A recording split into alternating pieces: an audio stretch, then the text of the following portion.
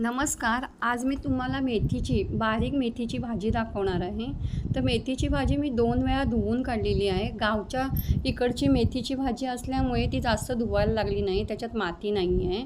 आणि तसेच मी बटाटा चिरून घेतलेला आहे, मुगाची डाळ भिजवून घेतलेली आहे. आता कढईत तेल तापल्यावर मी 2-3 लसूण पाकळ्या, हिरवी मिरची, कांदा, तशीच मुगाची डाळ असं टाकलेलं आहे. हिंग थोडंसं टाकायचं, हळद थोडीशी टाकायची आहे आणि चिरलेला बटाटा, मूग डाळ ती त्याच तेलामध्ये घातलेली आहे आणि थोडंसं मीठ घालायचं आहे.